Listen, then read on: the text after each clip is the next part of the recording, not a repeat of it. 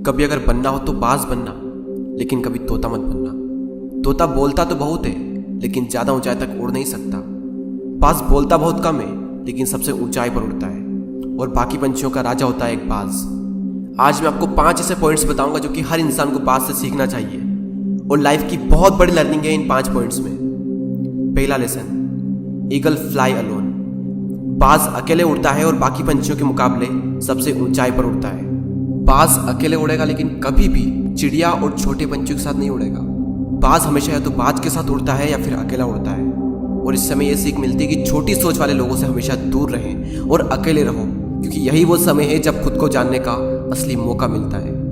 दूसरा लेसन, बाज का विजन बहुत ज़्यादा क्लियर होता है और बहुत ज़्यादा स्ट्रॉन्ग होता है। बाज अपने शिकार को 5 किलोमीटर दूर से ही देख लेता है, और जब एक बार उसे अपना लक्ष्य दिख जाता है तो उसके बाद चाहे रास्ते में कितनी भी मुश्किलें क्यों ना आए, वो अपने लक्ष्य को हासिल करके ही दम लेता है। इससे भी एक बहुत बड़ी सीख मिलती है कि अपना विजन क्लियर रखो और उसे हासिल करने में फिर चाहे कितनी भी मुश्किलें क्यों ना आए, पीछे मत हटो उस बाज की तरह। तीसरा लेसन, बाज कभी भी मरे हुए जानवरों को नहीं खाता, वो हमेशा जिंदा शिकार करता है। और इससे हमें यह सीख मिलती है कि जो हमारा पास्ट है वो मर चुका है, तो अपने उन मरे हुए सड़े हुए थॉट्स पर ध्यान मत दो और अपनी आने वाली ताज़ी फ्रेश जिंदगी पर ध्यान लगाओ। अपने पास्ट की पुरानी यादें जो तुम्हें तंग करती है उन्हें वहीं रहने दो जहां पर उसकी जगह है, और तुम्हारे पास्ट की जगह है तुम्हारे पास्ट में, उसे वर्तमान में जगह मत दो। क्योंकि एक बार अगर तुम्हारा पास्ट तुम्हारे प्रेजेंट में आ गया तो तुम्हारा पास्ट तुम्हें कभी प्रेजेंट में नहीं रहने देगा। पास्ट में तुम्हारे साथ कितना भी बुरा क्यों ना हुआ हो, वो सब यादें, वो सब थॉट्स मर चुके हैं, और उस बाज की तरह बनो जो कभी भी मरी हुई चीज़ों को नहीं खाता।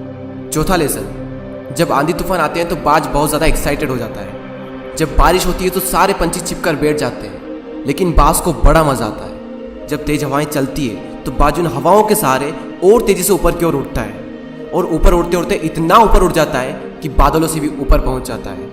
और इससे भी एक बहुत बड़ी सीख मिलती है कि मुसीबत में मजा ढूंढो।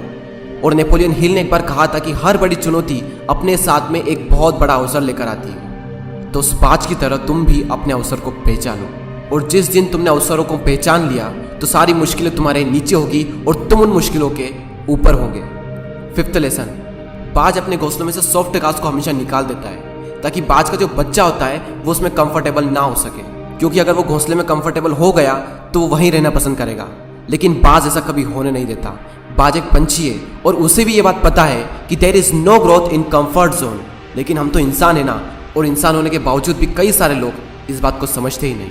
आप जितना ज़्यादा कंफर्ट जोन में रहोगे, आपकी लाइफ आने वाले टाइम में उतनी ही ज़्यादा अनकंफर्टेबल हो जाएगी।